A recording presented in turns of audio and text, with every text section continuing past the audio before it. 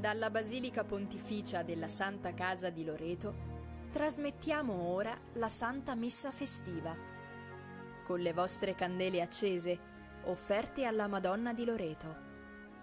Preghiamo in comunione con ognuno di voi che vi unite a noi in questa celebrazione e affidiamo alla Vergine Lauretana tutte le vostre intenzioni.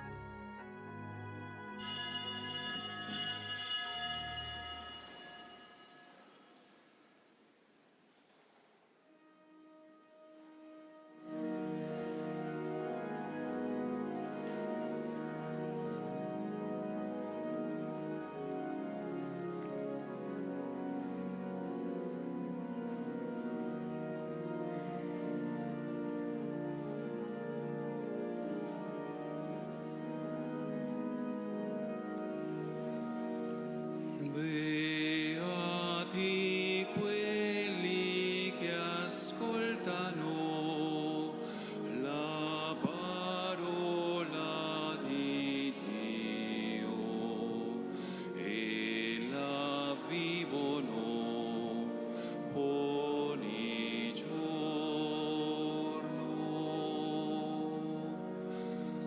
La tua parola ha creato l'universo. Tutta la terra ci parla di te, Signore.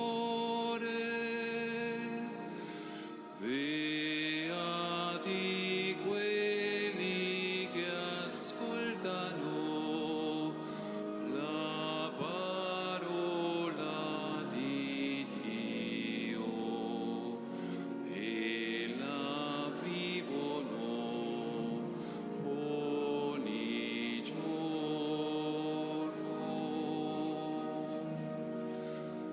La tua parola si è fatta uno di noi, mostraci il tuo volto, Signore. Beati quelli che ascoltano la parola di Dio e la vivono ogni giorno.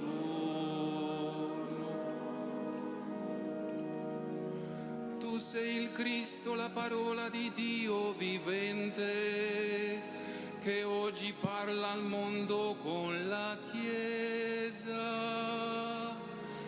Beati quelli che ascoltano la parola di Dio e la vivono ogni giorno.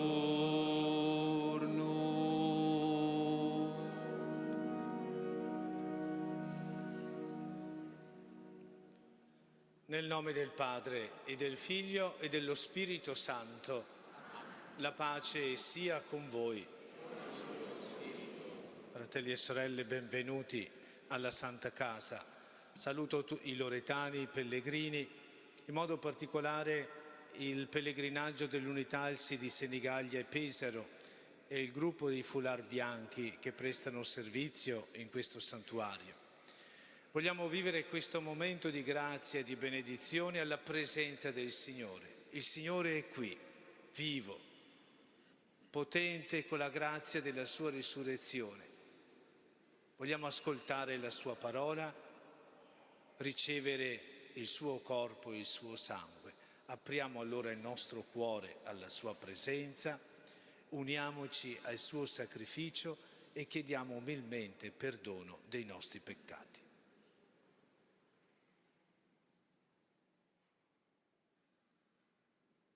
Confesso a Dio Onnipotente e a voi, fratelli, che ho molto peccato in pensieri, parole, opere e omissioni, per mia colpa, mia grandissima colpa, e supplico la Beata Sempre Vergine Maria, gli angeli, i santi e voi, fratelli e sorelle, di pregare per me. Dio Onnipotente abbia misericordia di noi, perdoni i nostri peccati e ci conduca alla vita eterna. Amen.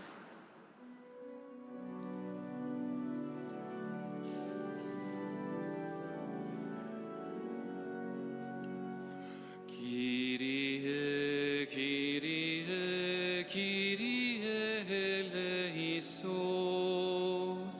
Kyrie, Kyrie, Kyrie eleison.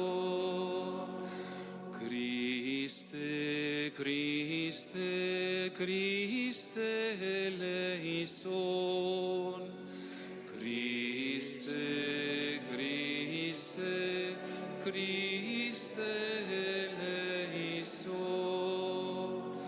Kyrie, Kyrie, Kyrie eleison. Kyrie, Kyrie, Kyrie eleison.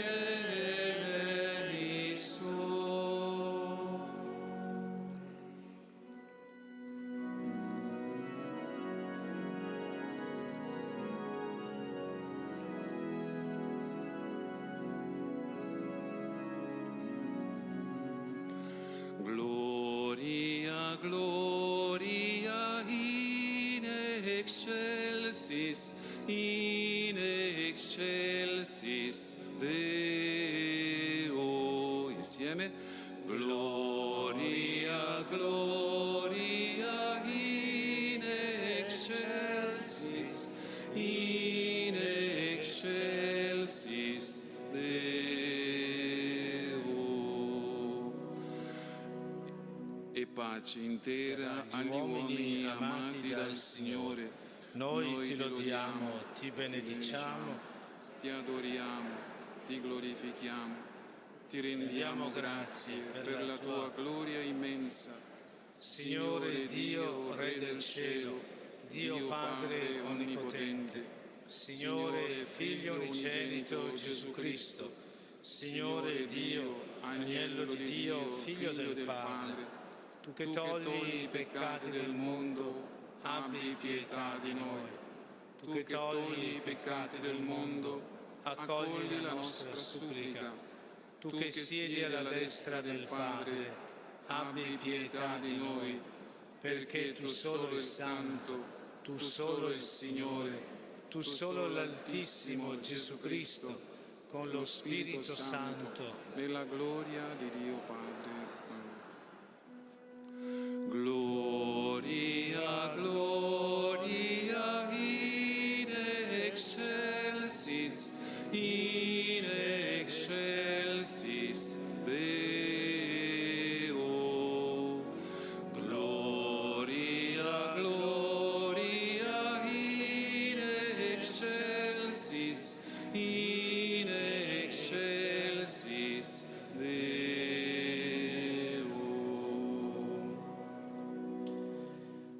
Preghiamo.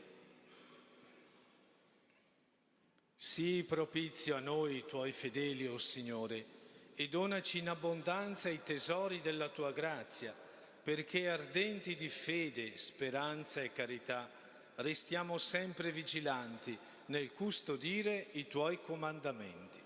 Per il nostro Signore Gesù Cristo, tuo Figlio che è Dio, e vive e regna con te nell'unità dello Spirito Santo per tutti i secoli dei secoli.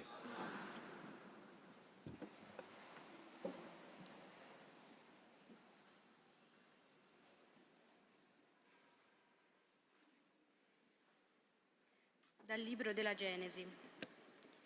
In quei giorni il Signore apparve ad Abramo alle querce di Mamre, mentre egli sedeva all'ingresso della tenda nell'ora più calda del giorno. Egli alzò gli occhi e vide che 3 uomini stavano in piedi presso di lui. Appena li vide, corse loro incontro dall'ingresso della tenda e si prostrò fino a terra dicendo: «Mio Signore, se ho trovato grazia ai tuoi occhi, non passare oltre senza fermarti dal tuo servo. Si vada a prendere un po' d'acqua, lavatevi i piedi e accomodatevi sotto l'albero». andrò a prendere un boccone di pane e ristoratevi. Dopo potrete proseguire, perché è ben per questo che voi siete passati dal vostro servo. Quelli dissero: fa pure come hai detto. Allora Abramo andò in fretta nella tenda da Sara e disse: presto, 3 sea di fior di farina, impastala e fanne focacce. All'armamento corse lui stesso, Abramo, prese un vitello tenero e buono e lo diede al servo, che si affrettò a prepararlo. Prese panna e latte fresco insieme con il vitello che aveva preparato e li porse loro. Così, mentre egli stava in piedi presso di loro sotto l'albero, quelli mangiarono. Poi gli dissero: dov'è Sara tua moglie? Rispose: è là, nella tenda. Riprese: tornerò da te fra 1 anno, a questa data, e allora Sara, tua moglie, avrà un figlio. Parola di Dio.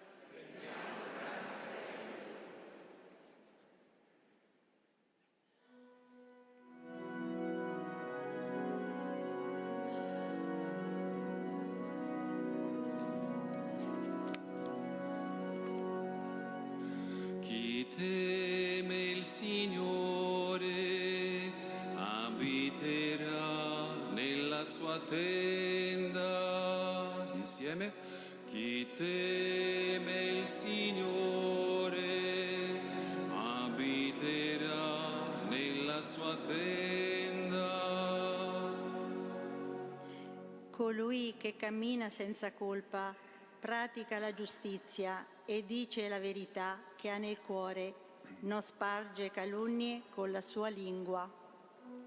Chi teme il Signore abiterà nella sua tenda. Non fa danno al suo prossimo e non lancia insulti al suo vicino. Ai suoi occhi è spregevole il malvagio, ma onora chi teme il Signore. Chi teme il Signore abiterà nella sua tenda. Non presta il suo denaro a usura e non accetta doni contro l'innocente. Colui che agisce in questo modo resterà saldo per sempre. Chi teme il Signore abiterà nella sua tenda.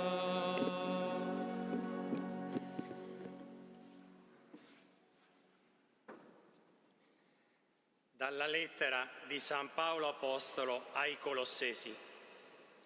Fratelli, sono lieto nelle sofferenze che sopporto per voi e do compimento a ciò che dei patimenti di Cristo manca nella mia carne, a favore del suo corpo, che è la Chiesa. Di essa sono diventato ministro, secondo la missione affidatami da Dio verso di voi, di portare a compimento la parola di Dio, il mistero nascosto da secoli e da generazioni, ma ora manifestato ai suoi santi. A loro Dio volle far conoscere la gloriosa ricchezza di questo mistero in mezzo alle genti. Cristo in voi, speranza della gloria. È Lui infatti che noi annunciamo, ammonendo ogni uomo e istruendo ciascuno con ogni sapienza, per rendere ogni uomo perfetto in Cristo. Parola di Dio.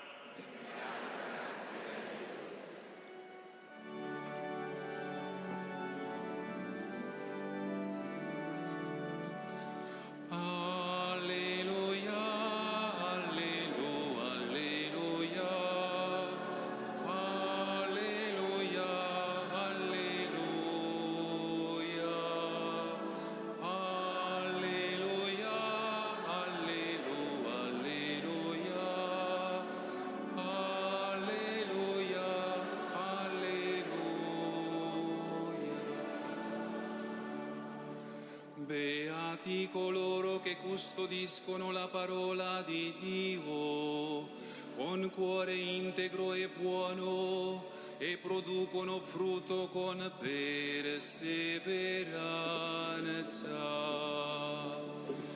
Alleluia, alleluia, alleluia, alleluia, alleluia, alleluia, alleluia,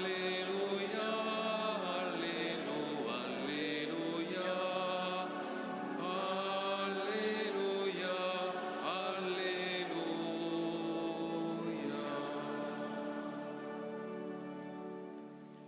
Il Signore sia con voi. E con il tuo spirito. Dal Vangelo secondo Luca. Gloria a te, o Signore.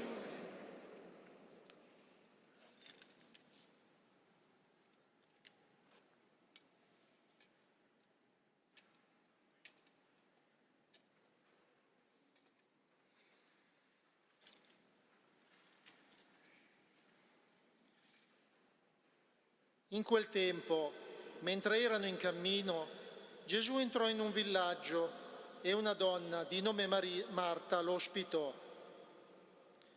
Ella aveva una sorella di nome Maria, la quale seduta ai piedi del Signore ascoltava la sua parola. Marta invece era distolta per i molti servizi. Allora si fece avanti e disse: Signore, non ti importa nulla che mia sorella mi abbia lasciata da sola a servire?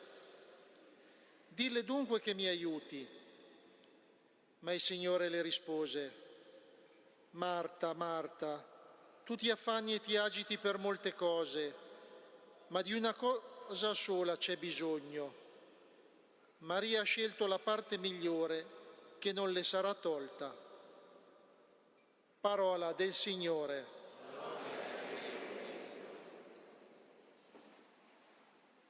Fratelli e sorelle, in questo incontro di Gesù con Marta e Maria, che viene ospitato nella loro casa, siamo tutti protagonisti. E il Vangelo ci dice anche come siamo fatti noi, come dovremmo essere noi, più di quanto noi possiamo immaginare. C'è Marta, innanzitutto, questa donna di casa, una donna generosa, pronta ad aprire la porta della sua casa per ospitare Gesù, che poi non era da solo, ma insieme coi 12 apostoli. Si fa in 4 perché non manchi nulla in casa.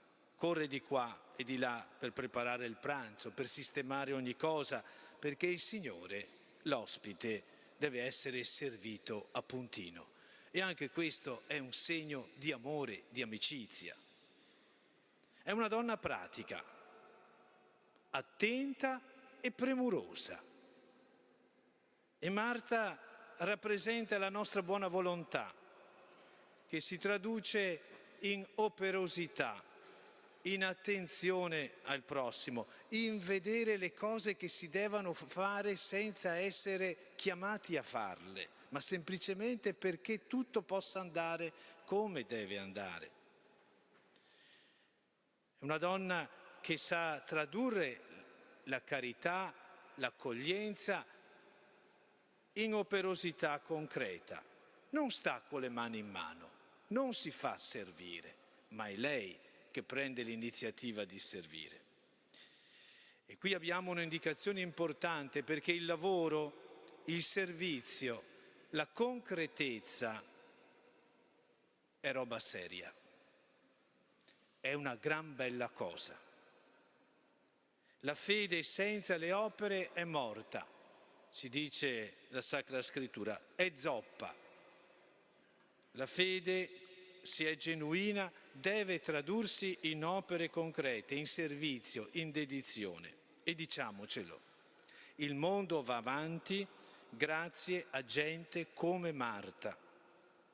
Gente che si alza il mattino e fa, produce, si preoccupa che la casa, il lavoro, le cose che si devono fare funzionino come devono funzionare. Senza queste Marte anche le opere di carità resterebbero solo dei bei discorsi. Però ecco il punto del Vangelo. Marta, seppur brava, si lamenta persino con il Signore e gli dice: non ti importa che mia sorella mi abbia mollata qui a far tutto da sola, dille che mi dia una mano. Ecco, fratelli e sorelle, può succedere anche che le cose più belle come il lavoro, il servizio, la concretezza diventino motivo di stizza, di frustrazione. E alla fine anche lei rischia di fare le cose per le cose dimenticandosi della presenza di Gesù, che è il motivo di tutto.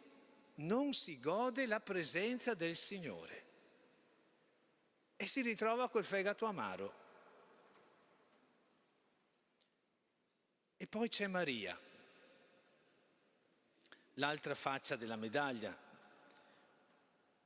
Mentre Marta è la donna che corre, Maria che cosa fa?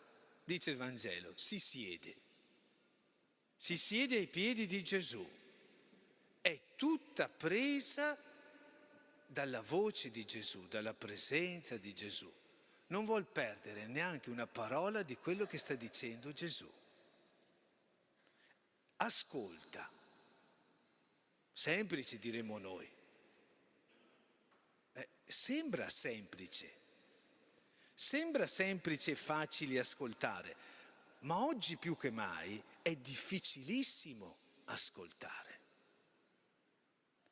Fare silenzio dentro, lasciare parlare l'altro, non solo lasciar parlare l'altro che finisca il suo discorso, ma lasciare parlare l'altro, cioè il Signore. È la cosa più importante della vita. Maria è quella parte di noi che non vuol perdere l'essenziale, che non vuol perdere il motivo di tutto, che è Gesù e che è la sua parola, perché la parola di Dio è Gesù.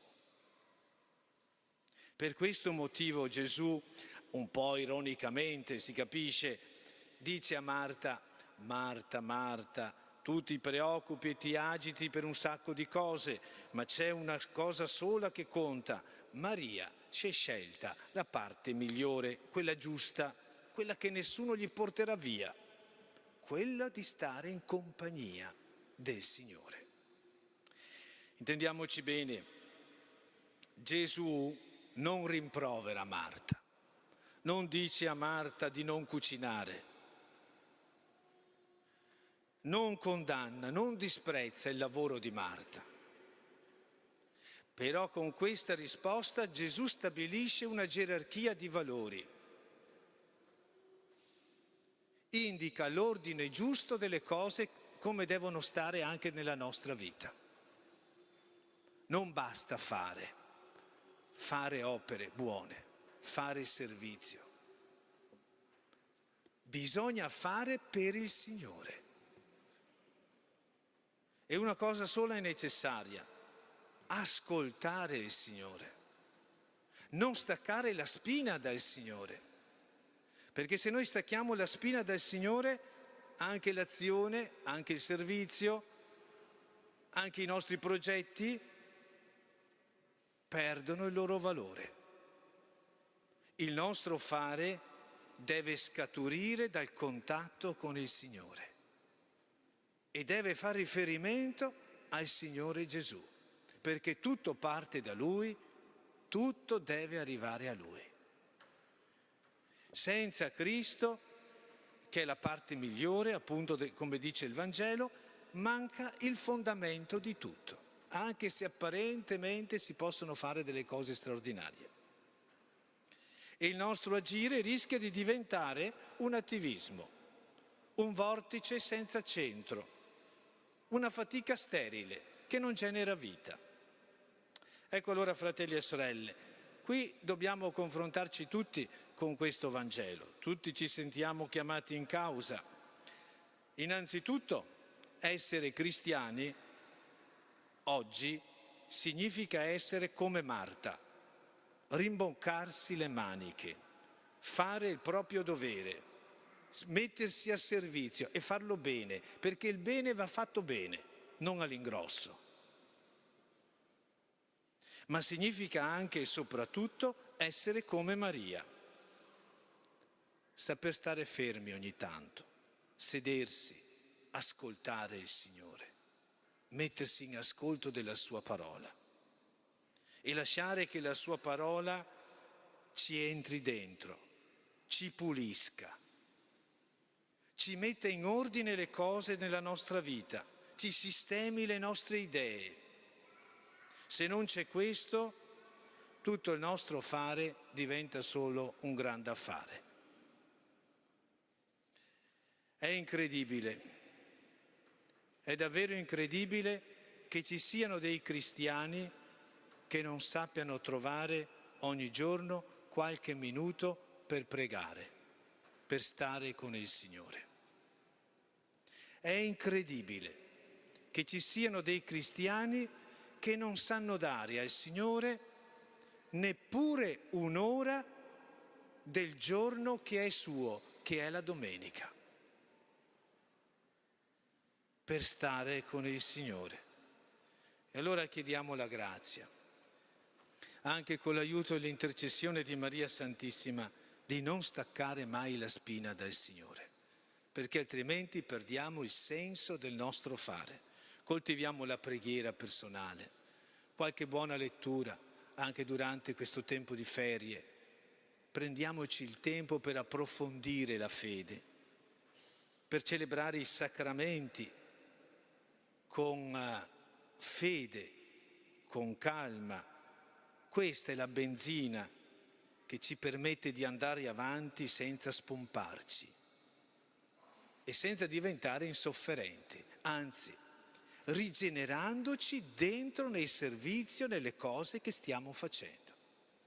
E allora torniamo a casa portando nel cuore queste due donne, Marta e Maria, tutte e due devono stare nella nostra vita.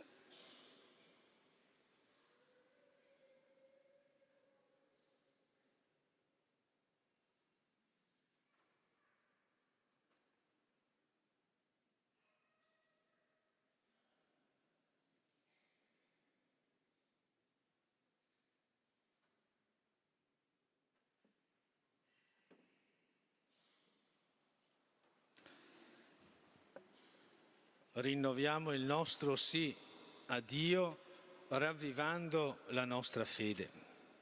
Io credo in Dio, Padre Onnipotente, Creatore del cielo e della terra, e in Gesù Cristo, suo unico Figlio, nostro Signore, il quale fu concepito di Spirito Santo, nacque da Maria Vergine, patì sotto Ponzio Pilato, fu crocefisso, morì e fu sepolto, discese agli inferi. Il terzo giorno risuscitò da morte, salì al cielo, siede alla destra di Dio Padre Onnipotente, di là verrà a giudicare i vivi e i morti.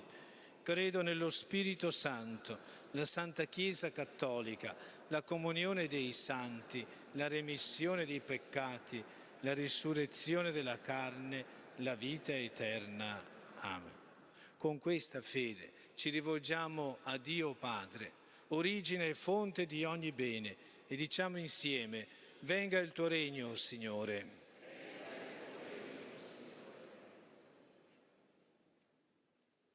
Assisti la Chiesa nell'esercizio del ministero della riconciliazione che le hai affidato per il perdono dei battezzati peccatori.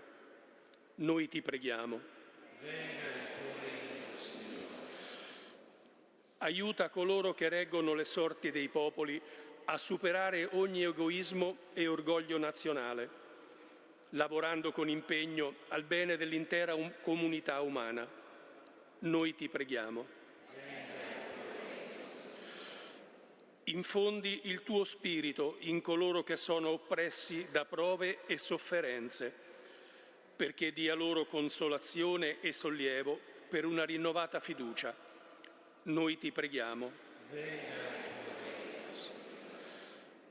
Dona a tutti gli uomini la capacità di vivere da fratelli, portando i pesi gli uni degli altri e imparando a condividere i beni spirituali e quelli materiali. Noi ti preghiamo.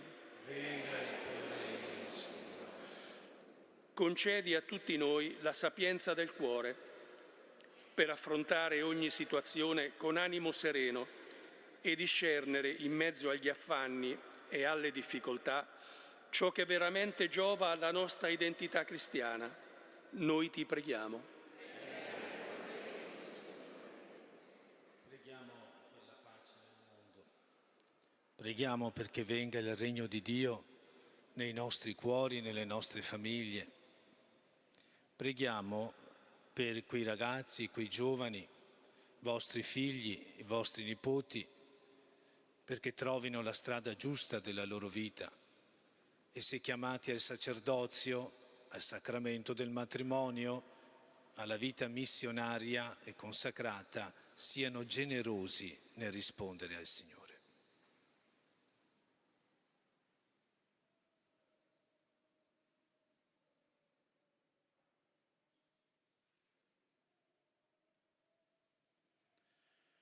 O Padre, nella casa di Betania tuo figlio Gesù ha conosciuto il premuroso servizio di Marta e l'adorante silenzio di Maria.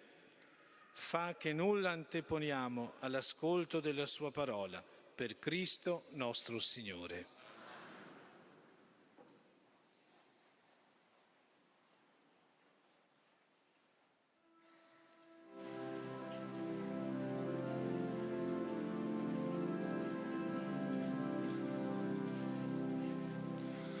Le mani alzate verso te, Signor, per offrirti il mondo. Le mani alzate verso te, Signor, gioia in me nel profondo. Guardaci tu, Signore, siamo tuoi, piccoli siamo davanti a te, come ruscelli siamo d'acqua limpida, semplice pur innanzi a te. Alzate verso te, Signor, per offrirti il mondo. Le mani alzate verso te, Signor, gioia in me nel profondo. Guardaci tu, Signore, siamo tuoi. Sei via, vita e verità. Se ci terrai la mano nella mano, il cuore più non temerà. Le mani alzate verso te, Signor, per offrirti il mondo. Le mani alzate verso te, Signor, gioia in me nel profondo.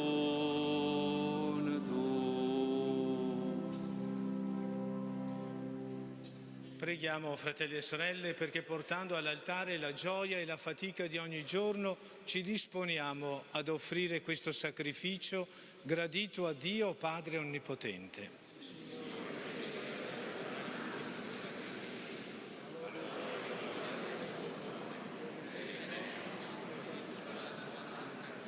O Dio, che nell'unico e perfetto sacrificio di Cristo hai dato compimento alla legge antica, accogli e santifica questa nostra offerta, come un giorno benedicesti i doni di Abele, perché ciò che ognuno di noi presenta in tuo onore giovi alla salvezza di tutti. Per Cristo nostro Signore. Il Signore sia con voi. In alto i nostri cuori. Rendiamo grazie al Signore nostro Dio. È veramente giusto benedirti e renderti grazie, Padre Santo, sorgente della verità e della vita, perché in questo giorno di festa ci hai convocato nella tua casa. Oggi la tua famiglia, riunita nell'ascolto della parola e nella comunione dell'unico pane spezzato, fa memoria del Signore risorto, nell'attesa della domenica senza tramonto, quando l'umanità intera entrerà nel tuo riposo. Allora noi vedremo il tuo volto e loderemo senza fine la tua misericordia. Con questa gioiosa speranza, uniti agli angeli e ai santi, cantiamo a una sola voce l'inno della tua gloria.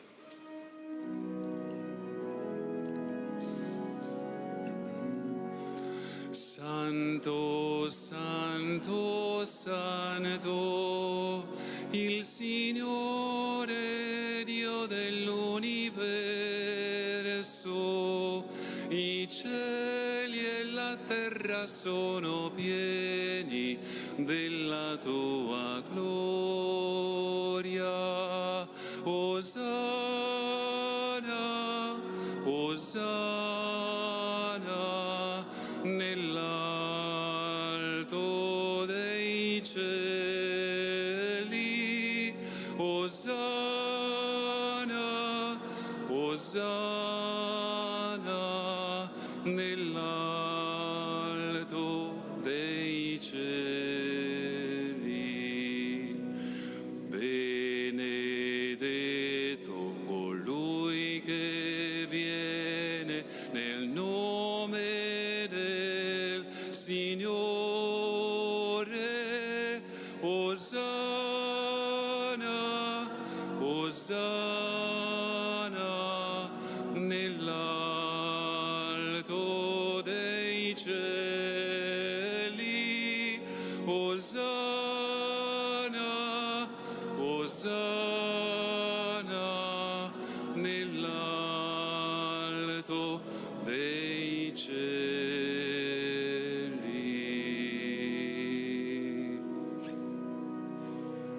Veramente santo sei tu, o Padre, fonte di ogni santità. Ti preghiamo, santifica questi doni con la rugiada del tuo Spirito, perché diventino per noi il corpo e il sangue del Signore nostro Gesù Cristo. Egli, consegnandosi volontariamente alla passione, prese il pane e rese grazie, lo spezzò, lo diede ai suoi discepoli e disse: prendete e mangiatene tutti, questo è il mio corpo offerto in sacrificio per voi.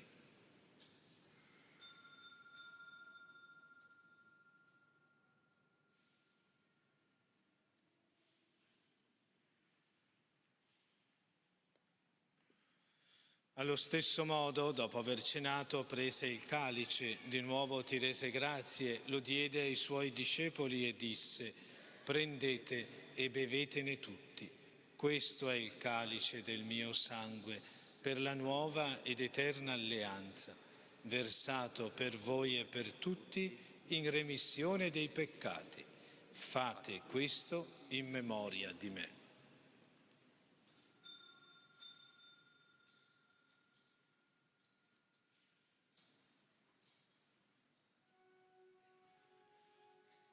Mistero della fede. Ogni volta che mangiamo di questo pane e beviamo a questo calice, annunciamo la tua morte, Signore,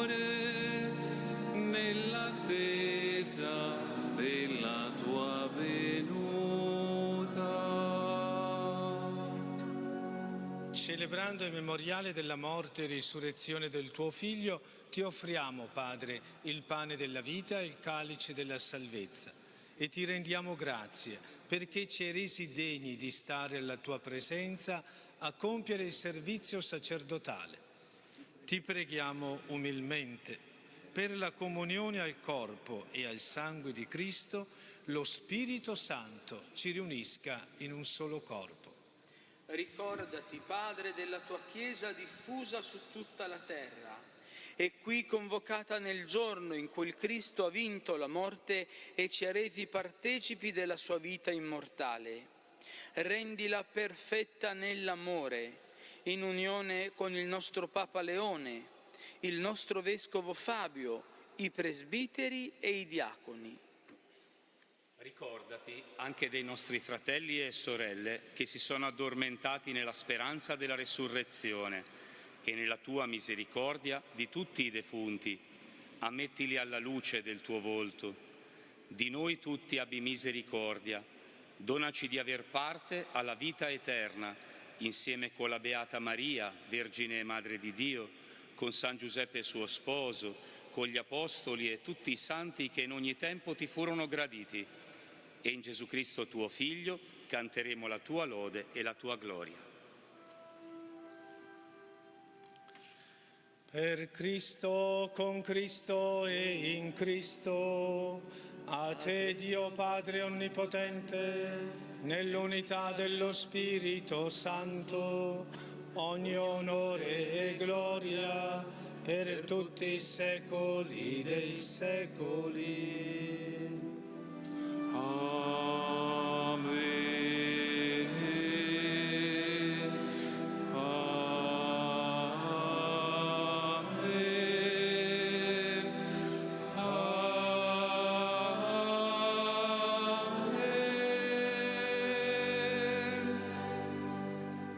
Obbedienti alla parola del Salvatore e formati al suo divino insegnamento, osiamo dire: Padre nostro che sei nei cieli, sia santificato il tuo nome, venga il tuo regno, sia fatta la tua volontà, come in cielo e così in terra.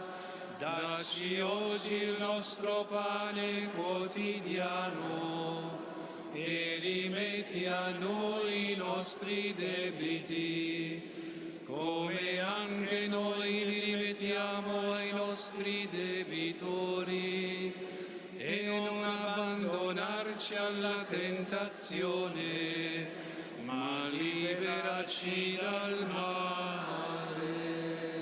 Liberaci, Signore, da tutti i mali. Concedi la pace ai nostri giorni e con l'aiuto della tua misericordia vivremo sempre liberi dal peccato e sicuri da ogni turbamento, nell'attesa che si compia la beata speranza e venga il nostro Salvatore Gesù Cristo.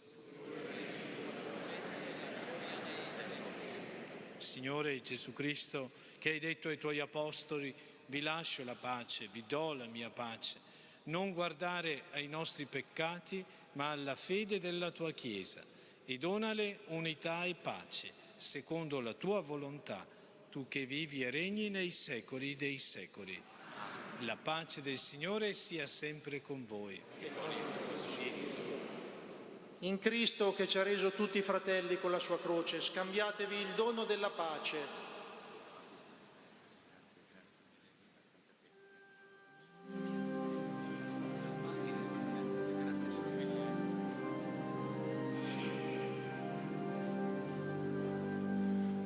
Agnello di Dio, che togli i peccati del mondo, abbi pietà di noi. Insieme.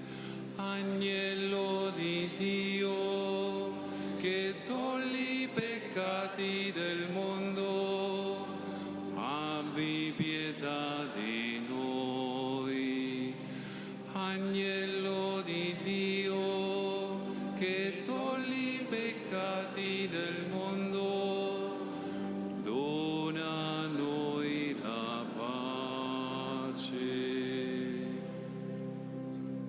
Ecco l'agnello di Dio, ecco colui che toglie i peccati del mondo. Beati gli invitati alla cena dell'agnello.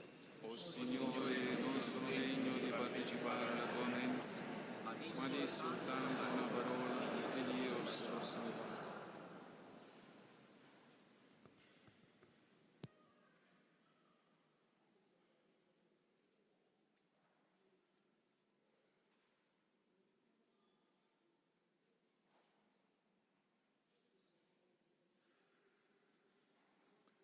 Per ricevere la comunione restiamo nei nostri posti e attendiamo che i ministri raggiungano i punti prestabiliti.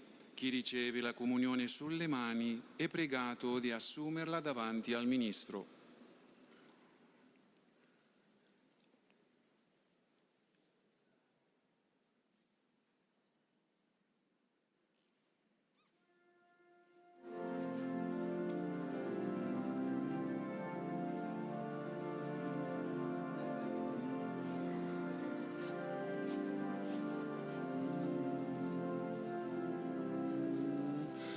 Il tuo popolo in cammino cerca in te la guida sulla strada verso il regno. Sei sostegno col tuo corpo, resta sempre con noi, o Signore.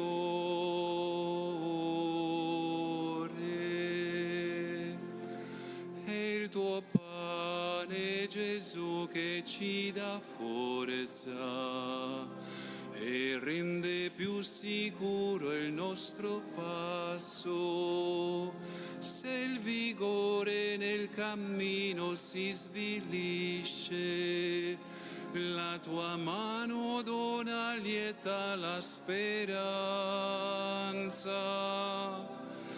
Il tuo popolo in cammino cerca in te la guida sulla strada verso il regno. Sei sostegno col tuo corpo, resta sempre con noi, o Signore.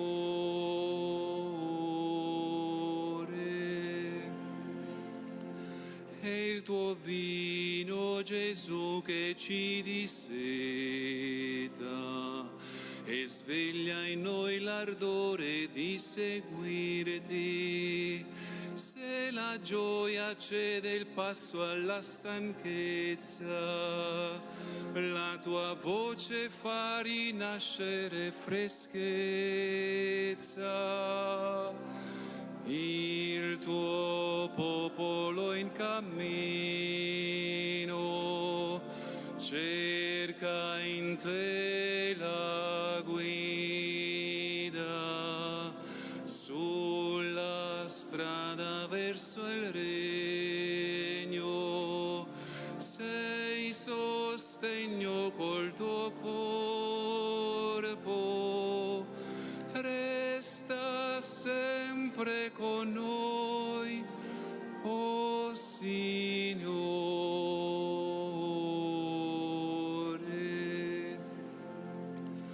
È il tuo corpo, Gesù, che ci fa Chiesa, fratelli sulle strade della vita. Se il rancore toglie luce all'amicizia, dal tuo cuore nasce giovane il perdono. Il tuo popolo in cammino cerca in te la guida sulla strada verso il regno. Sei sostegno col tuo corpo, resta sempre con noi, o Signore.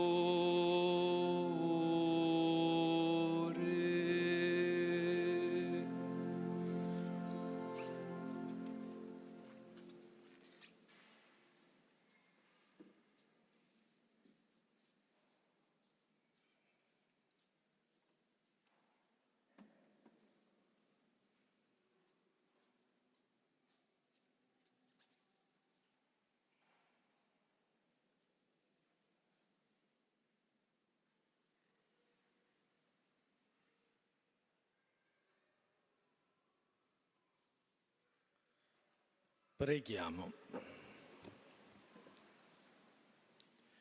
Assisti con bontà il tuo popolo, Signore, e poiché lo hai colmato della grazia di questi santi misteri, donagli di passare dall'antica condizione di peccato alla pienezza della vita nuova, per Cristo nostro Signore. Amen. Martedì 22 luglio dalle ore 7:30 alle ore 21 si terrà l'adorazione eucaristica continua e personale nella Cappella dei Santi Pellegrini. Si concluderà con la preghiera di compieta. Venerdì 25 luglio alle ore 21 si svolgerà in Basilica un concerto d'organo in preparazione al Giubileo dei nonni e degli anziani. Sabato 26 luglio alle ore 21, sempre nell'ambito del loro Giubileo, il Santo Rosario sarà animato dai nonni e gli anziani. Domenica 27 luglio è il giorno del Giubileo dei nonni e degli anziani. Alle ore 11:15 inizieremo con la processione dalla piazza verso la Basilica. Seguirà la celebrazione eucaristica giubilare presieduta da Monsignor Gerardo Rocconi. Con la benedizione del Vescovo vengono benedetti anche gli oggetti di devozione che portate con voi. Adesso i celebranti si recheranno dentro la Santa Casa per la recita dell'Angelus. Noi siamo pregati di rimanere ai propri posti. Grazie. Il Signore sia con voi. Sia benedetto il nome del Signore. Il nostro aiuto è nel nome del Signore. Vi benedica Dio Onnipotente, Padre e Figlio e Spirito Santo. Benediciamo il Signore.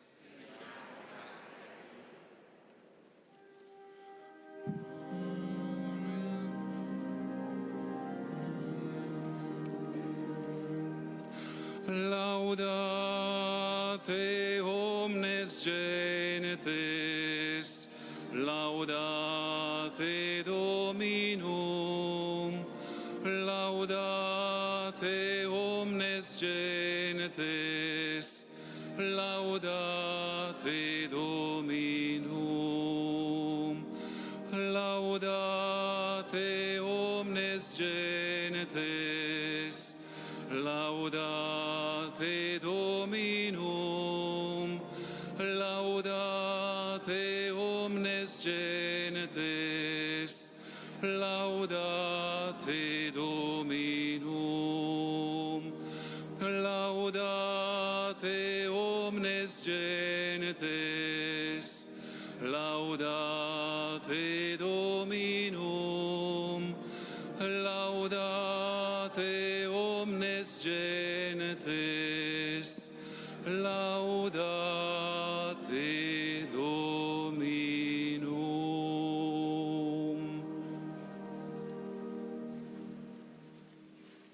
L'angelo del Signore portò l'annuncio a Maria. Ed ella concepì per opera dello Spirito Santo. Ave o Maria, piena di grazia, il Signore è con te. Tu sei benedetta fra le donne, e benedetto è il frutto del tuo seno, Gesù. Santa Maria, Madre di Dio, prega per noi peccatori, adesso è l'ora della nostra morte. Amen. Eccomi, sono la serva del Signore. Compia in me la tua parola. Ave o Maria, piena di grazia, il Signore è con te. Tu sei benedetta fra le donne, e benedetto è il frutto del tuo seno, Gesù.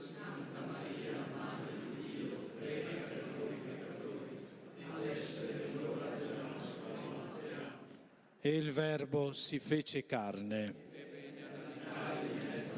Ave Maria, piena di grazia, il Signore è con te. Tu sei benedetta fra le donne e benedetto è il frutto del tuo seno, Gesù.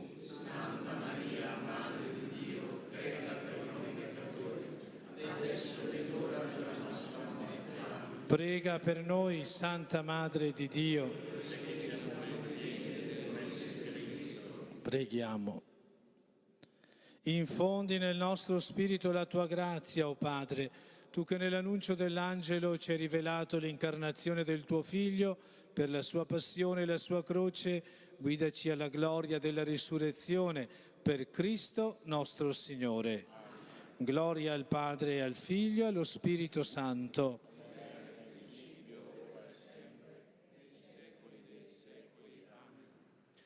Eleviamo la nostra supplica a Maria, che è presente in questa Santa Casa, perché cessino le guerre.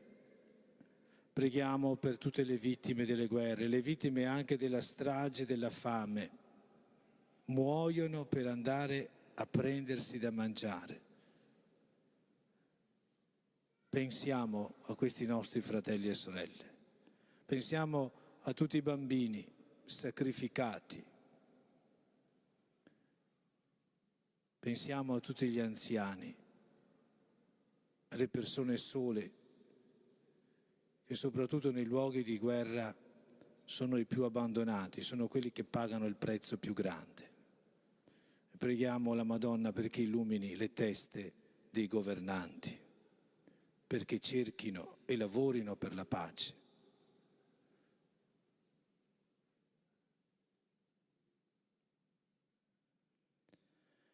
Maria, noi ti invochiamo.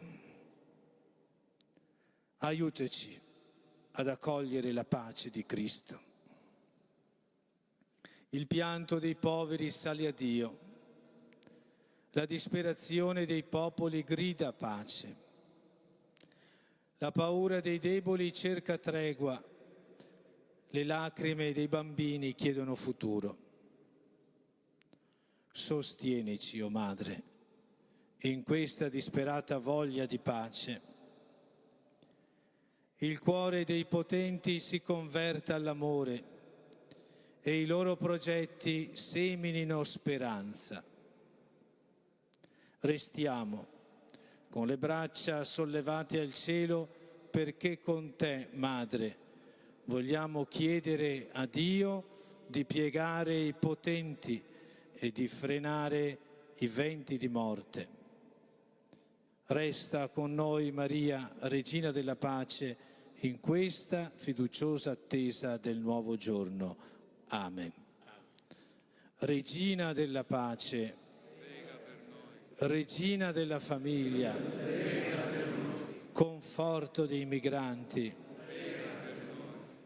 aiuto dei cristiani, benediciamo il Signore.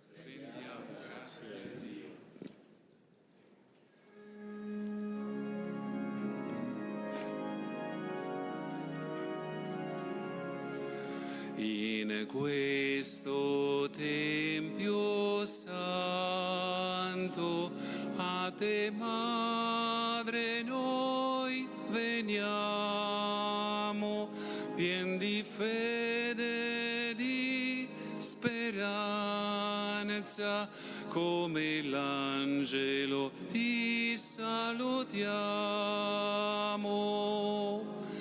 Ave Maria, Ave,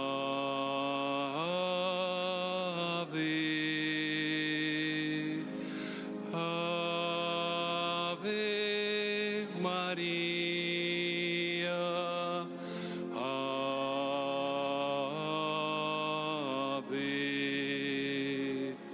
Col tuo sì in questa casa il divin Verbo si fece carne e te Vergine tutta santa, portasti al mondo il Salvatore. Ave Maria, Ave,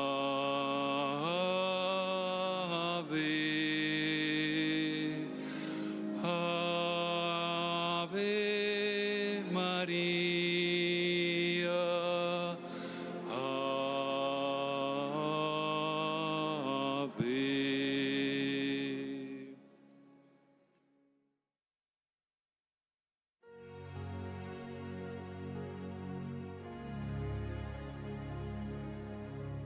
Abbiamo trasmesso dalla Basilica Pontificia della Santa Casa di Loreto la Santa Messa festiva, con le vostre candele accese, offerte alla Madonna di Loreto. Grazie per aver pregato insieme con noi. Continua la tua preghiera con l'offerta di una candela. Quella fiamma sarà il segno della tua fede, della tua preghiera e del tuo ringraziamento alla Vergine Lauretana.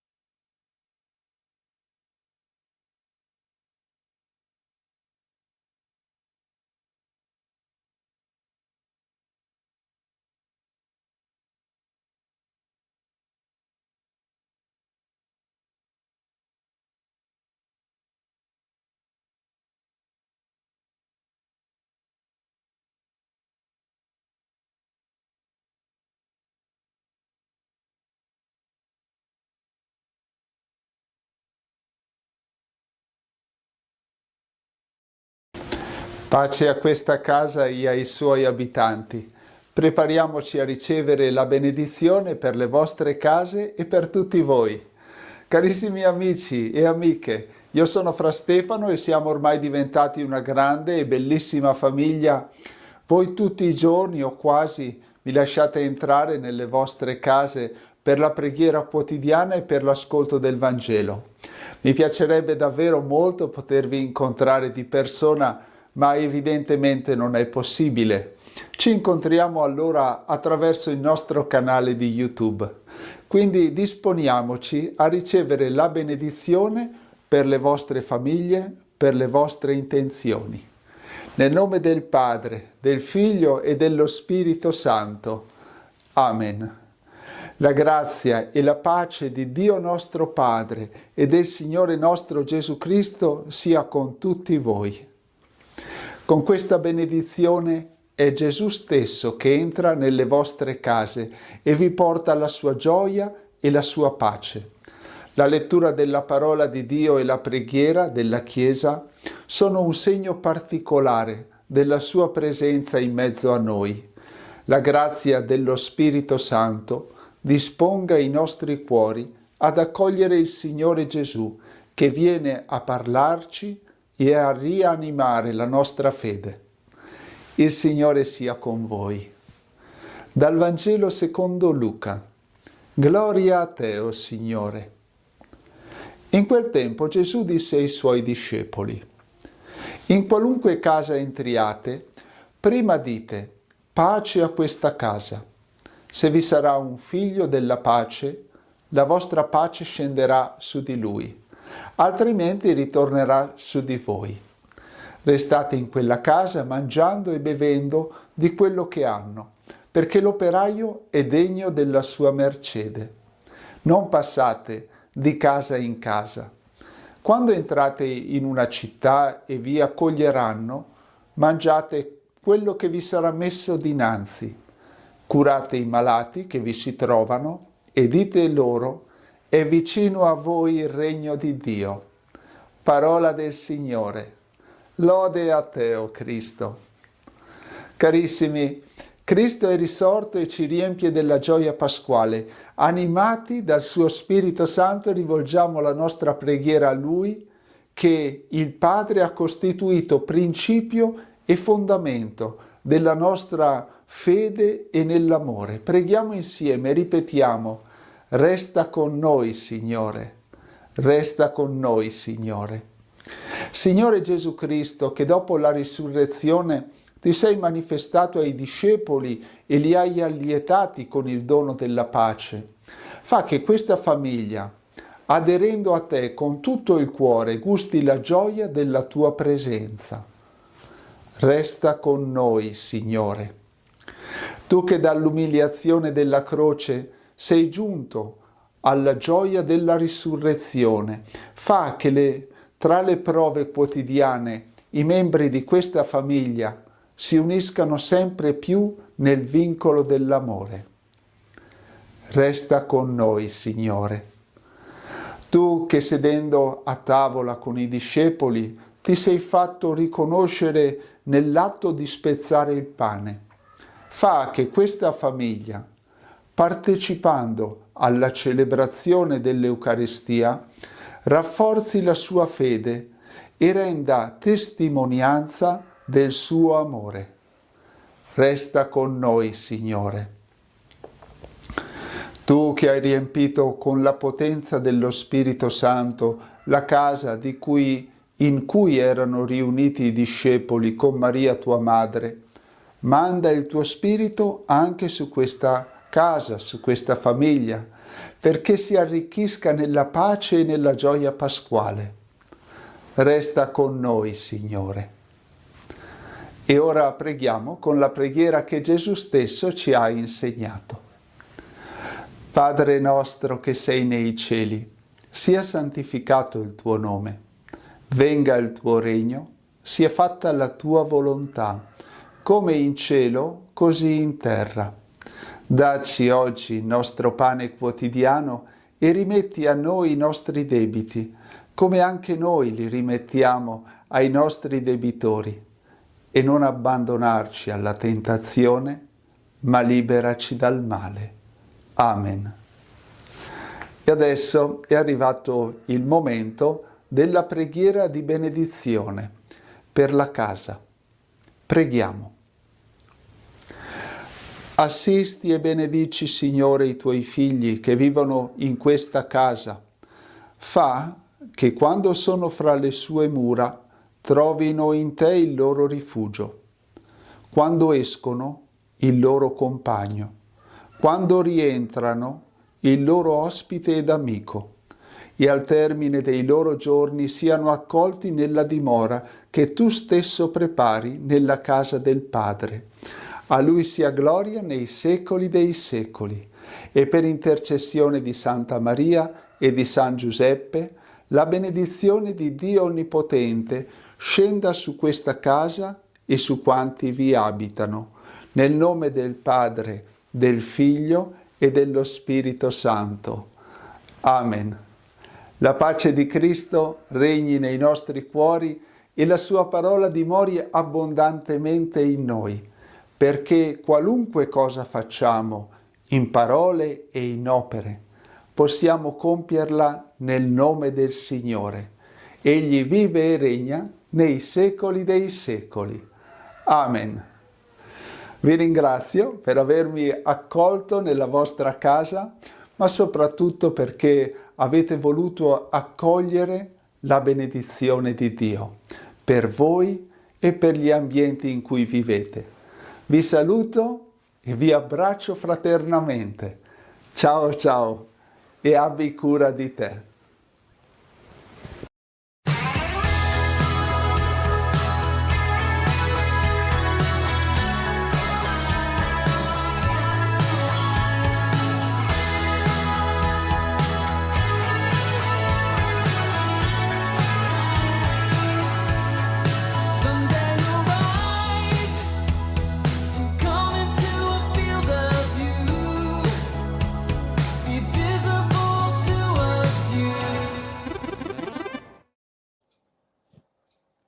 Testare questa roba, eccote qua, proviamo con lo smart a fare il live, però ci obbligano solo a farlo verticale. Questa non è una bella cosa. Test microfono, funziona, vediamo se funziona. Quindi il proverbio del giorno friulano sarà questo: il vino dà forza alla lingua, ma toglie forza alle gambe. Che in friulano è da forza alle lenghe, ma gli ave forza alle gambis. Intanto punti.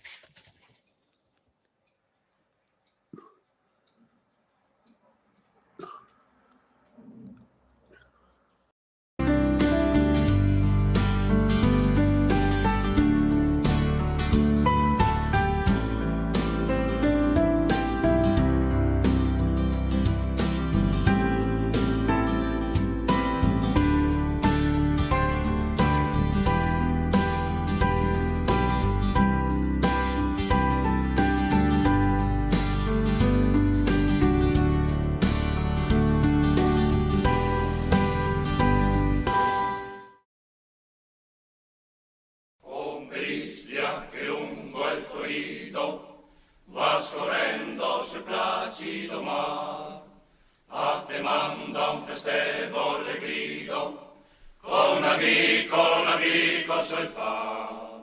Vuoi smeraldi che bimbi olivetti, sono i figli a lontano stranier, sono sempre più dolci vignetti, nuova fonte di vita e piacer.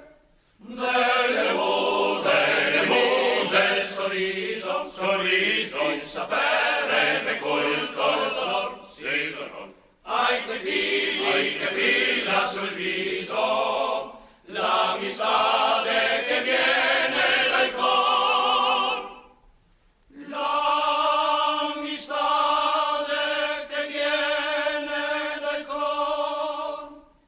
Delle muse, il sorriso, il sapere, il culto, il dolor, sì, dolor. Ai tuoi figli che brilla sul viso, l'amistade che viene dal cor. Ombrislia che lungo il corrido va scorrendo sul placido mar, a te manda un festevole grido, con amico sol fa. Vuoi smeraldi che bimbi olivetti, sono i figli a lontano stranier, sono sempre più dolci vignetti, nuova fonte di vita e piacer. Delle muse, il sorriso, il sapere, il culto, il dolor, sì, dolor. Ai tuoi figli che brilla sul viso, l'amistade che viene dal cor. L'amistade che viene dal cor. Delle muse, il sorriso, il sapere, il culto, il dolor, sì, dolor.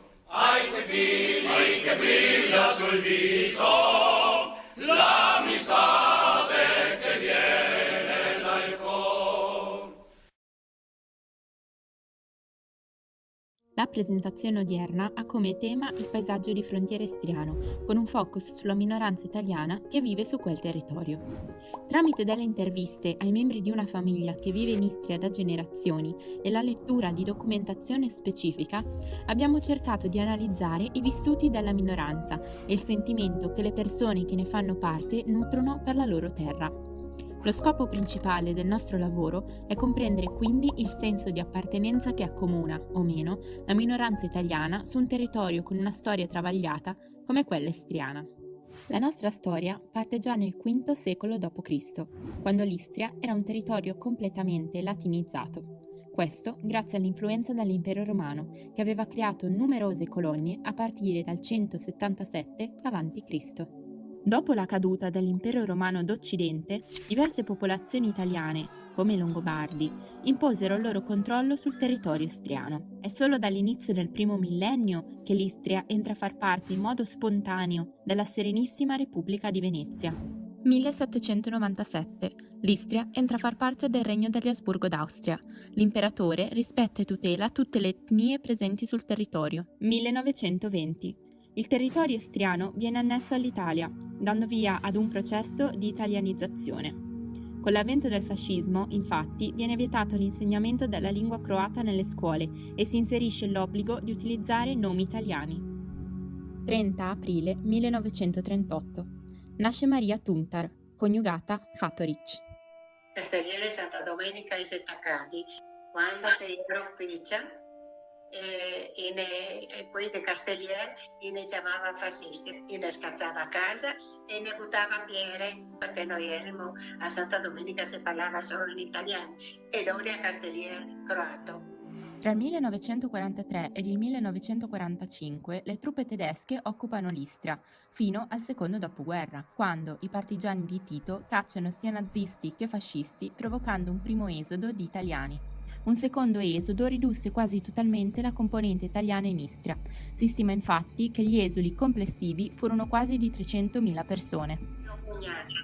Lui è andato in Italia, lui con la moglie, e non si è più tornati, però veniva sempre qua con grande paura, perché aveva paura che figa la gente. Ma quella volta la gente andava via e andava oltre il confine e portava tutto così che aveva a casa, anche gli animali, le bestie. 1947. Al termine della Seconda Guerra Mondiale, l'Istria e le città di Fiume e di Zara vengono consegnate alla Jugoslavia di Tito. 1948. Le aree disabitate vengono ripopolate da slavi e il governo jugoslavo non si occupa di tutelare la comunità italiana. Sono ancora presenti persecuzioni, molti italiani vengono mandati nei gulag, mentre altri fucilati e gettati nelle foibe. Ci furono anche altre forme di oppressione, come il cambio forzato di nomi e cognomi. 1963. Nasce Roberto Fattori. 1967. Nasce Cristina Barbo, coniugata Fattori. Proprio per il cognome, diciamo, Fattori, fino all'impero austro-ungarico erano Fattori, poi dall'impero austro-ungarico l'Austro-Ungheria ha solo aggiunto la CH, che ovviamente quando è arrivata l'Italia con Mussolini hanno italianizzato tutti i cognomi che erano stati slavizzati, oppure più che altro anche sotto l'Austro-Ungheria. E viceversa, quando è arrivata la Jugoslavia hanno voluto ricancellare di nuovo tutto il passaggio italiano, cognomi ma anche nomi proprio. Se uno andava all'anagrafe, ne stava un bambino, andava all'anagrafe e loro dicevano come si chiamerà? Giuseppe, e loro automaticamente scrivevano Iossi. Nel caso di Cristina con la K, sì. Nel caso di Roberto diventava Robert.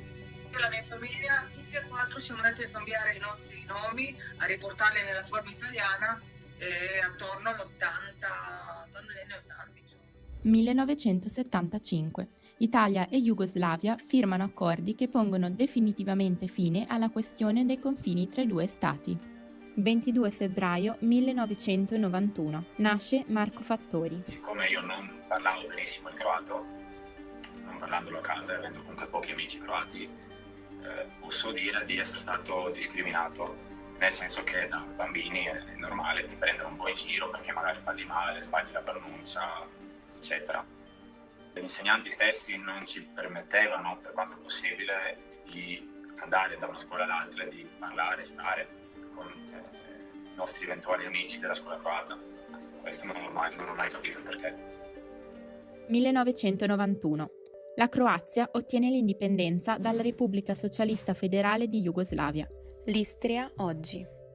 L'Istria, parte della Croazia, e comunque la regione dopo Zagabria è più sviluppata, in tutti i sensi. Se vogliamo l'economia, non abbiamo un'economia trainante che quella del turismo, però abbiamo anche realtà industriali che bene o male sono tutte legate, nel caso dell'Istria, all'industria italiana. L'insegnamento che ci dà questa cultura italiana a noi italiani, ma anche agli istriani di altre etnie, ci ha aiutato a essere la parte più sviluppata della Croazia.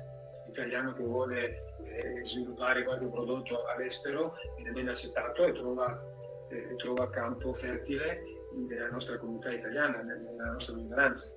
Noi in tutti i comuni bilingue abbiamo un'istituzione che è la comunità degli italiani, che è riconosciuta, abbiamo il nostro presidente, abbiamo le nostre riunioni, le nostre cose da fare, insomma, un punto di attività, un punto di ritrovo e funziona abbastanza bene. Siamo abbastanza protetti per quanto riguarda la legge sulla minoranza, funziona, c'è il bilinguismo scritto sulle insegne, sulle pubblicazioni ufficiali, anche politicamente parlando. Noi abbiamo un partito locale che è quello della Dieta istriana, tra l'altro salvaguarda anche il bilinguismo della comunità italiana.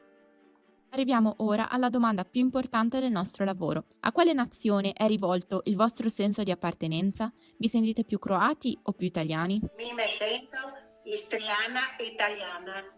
Quando andavo a scuola croata, Santa Domenica, mi sentivo italiana, sempre stata italiana. In croato mi parlo per forza, ma non mi va più parlare in italiano.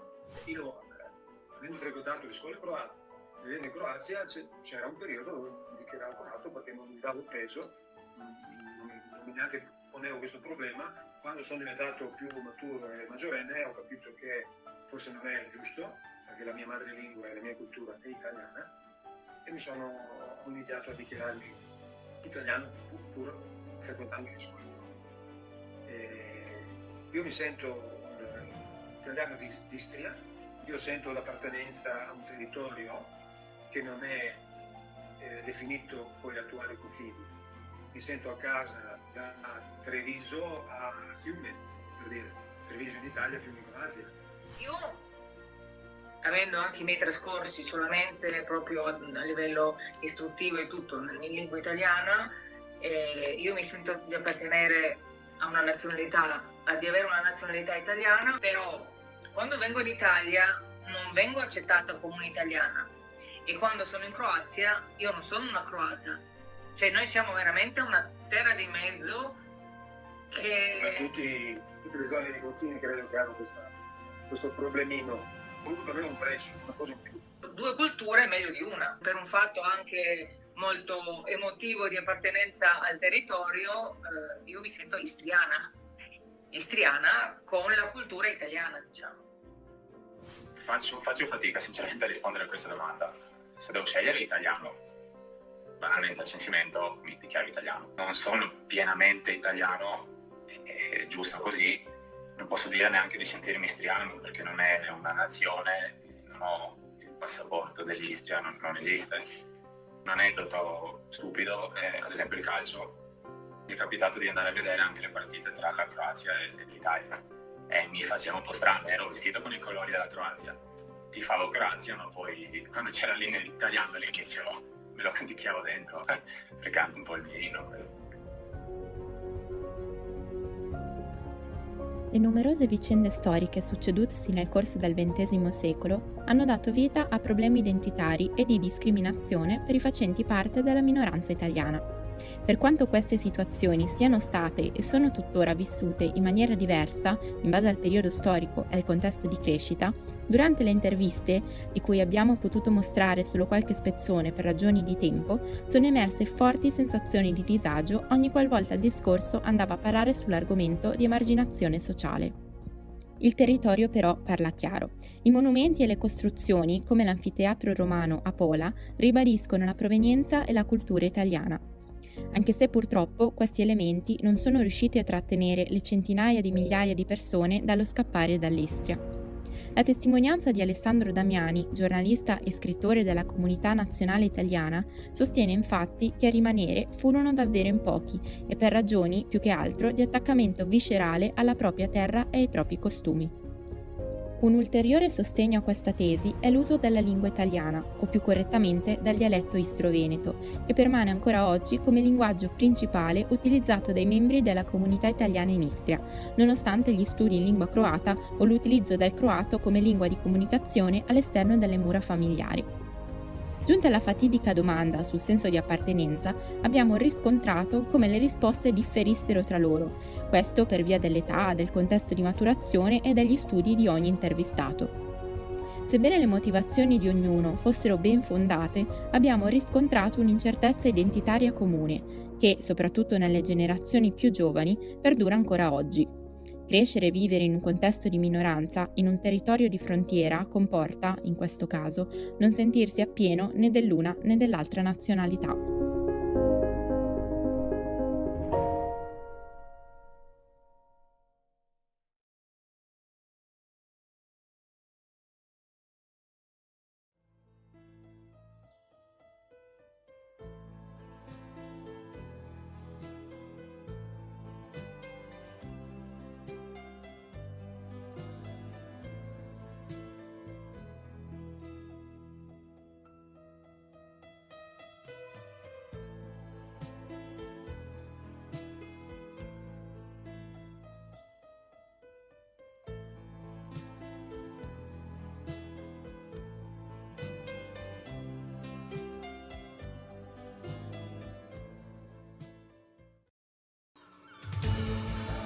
Arriveremo meglio da qui. Ti gira quella volta? Adesso sono andati 10. Faremo il frigorifero. Chi poi spatiamo col carino? Il carino. Vivo avanti della mia favela e da iesi, qui là chi sono? Censimento della popolazione 2021. Ci sono risposte che contano. Esprimi liberamente la tua identità.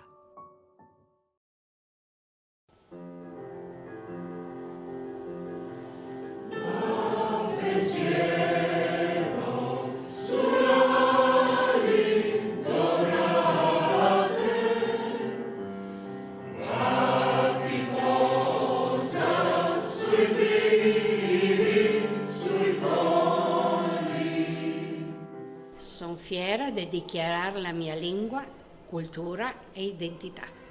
Censimento della popolazione 2021. Ci sono risposte che contano. Esprimi liberamente la tua identità.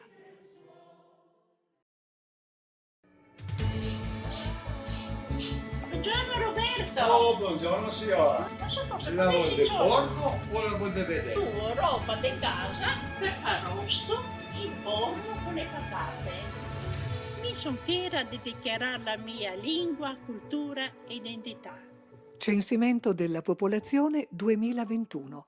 Ci sono risposte che contano. Esprimi liberamente la tua identità.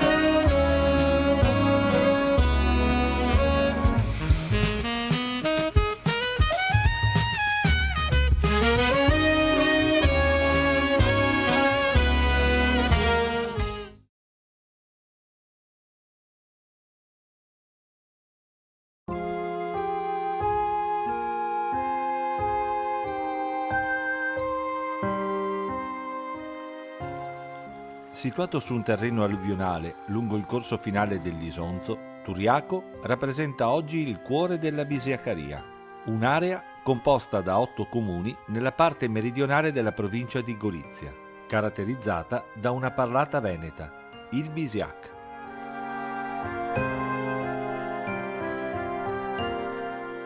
Non è certo quale sia stato il primo popolo a insediarsi in queste terre.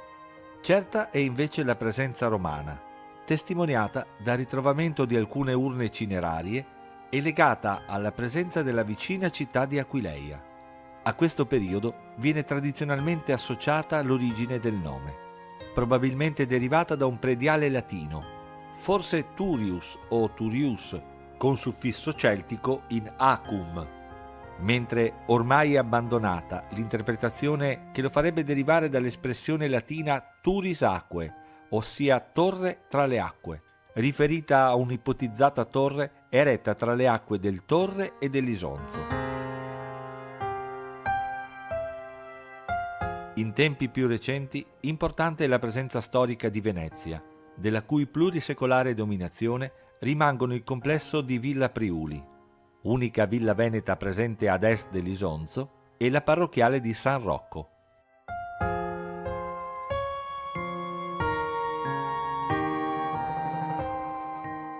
Alla Serenissima, dopo una breve parentesi napoleonica, seguì l'impero asburgico, fino alla dissoluzione di quest'ultimo al termine del primo conflitto mondiale. Gli eventi bellici del XX secolo e soprattutto la vicinanza del fronte durante la Prima Guerra Mondiale coinvolsero direttamente Turiaco, lasciando testimonianze ancora visibili, quali le linee fortificate di trincee presenti nelle campagne a ridosso dell'abitato. Il comune di Turiaco risale al 1814 come parte sottocomune di San Pier di Sonzo e acquisisce la propria autonomia nel 1848.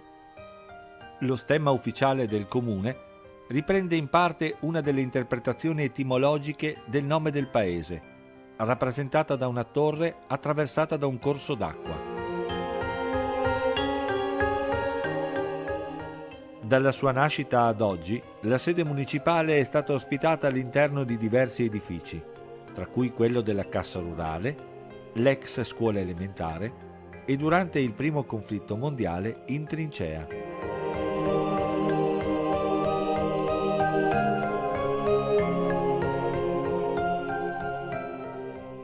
La chiesa, intitolata a San Rocco di Montpellier, protettore degli appestati, si affaccia sulla piazza del paese.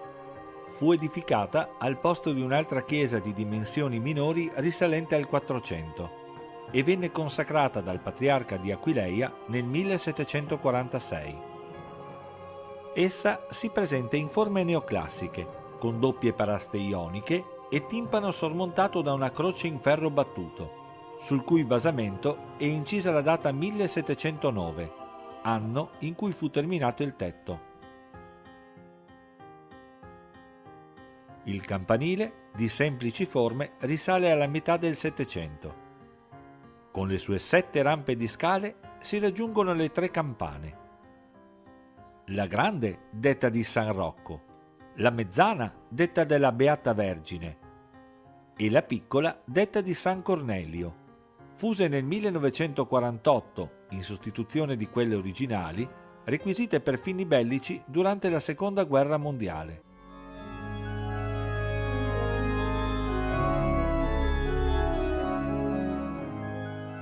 Al suo interno si trova l'altare maggiore, capolavoro dell'altaristica barocca udinese, realizzato da Francesco e Michele Zulliani nella seconda metà del Settecento. Al suo fianco notiamo poste su colonne di marmo le statue di Sant'Antonino Martire e del Beato Alfonso Rodriguez. La pala sullo sfondo fu dipinta da Giovan Battista Grassi nel 1574 e rappresenta una sacra conversazione. In alto tra gli angeli sta la Madonna con il bambino, mentre sotto sono rappresentati 4 santi taumaturghi: Rocco, Elena, Lucia e Sebastiano.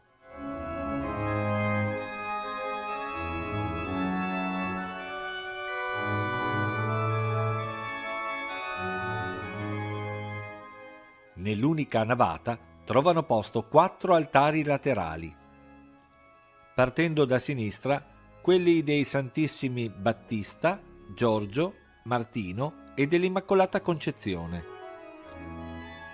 A destra quelli di Santa Eurosia, raffigurata mentre porge le mani al carnefice, e di Sant'Antonio da Padova, sopra il quale, dentro a una bacheca, è posta una statua che raffigura il santo, dono alla chiesa dei Conti Priuli, nobili veneziani. Nel tabernacolo è custodita la reliquia insigne del capo di San Cornelio Papa e Martire, donata nel 1575 al conte Giovanni Arsenio dal Papa Clemente X. Il grande dipinto sul soffitto, datato 1813, che rappresenta San Rocco tra gli Appestati, è l'opera maggiore e una tra le ultime di Matteo Furlanetto, pittore veneziano operante nel Goriziano tra il Settecento e l'Ottocento. Mentre l'imponente organo, collocato nella cantoria sopra l'ingresso, è opera di Valentino Zanini, della storica famiglia di maestri organisti di Camino di Codroipo, e risalente al 1869.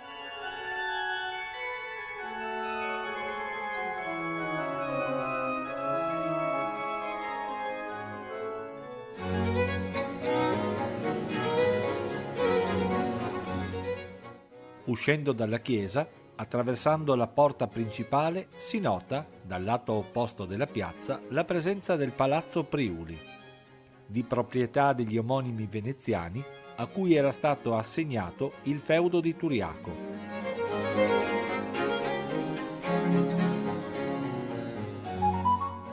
Costruito alla fine del Seicento, presenta una pianta asimmetrica dovuta a un successivo ampliamento. Sopra il portone in legno con l'arco in pietra si trova il balcone del salone a cui si accede dalla scalinata dell'atrio principale. Sul tetto si trova un abbaino, affiancato da 2 camini in stile veneziano, mentre dal portone sulla destra della facciata si accede al giardino.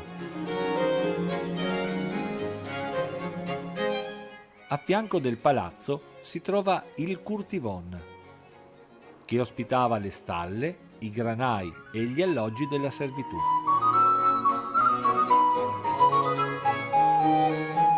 Ora questo cortile è stato ristrutturato ed ospita alcune abitazioni, un'osteria, una cantina,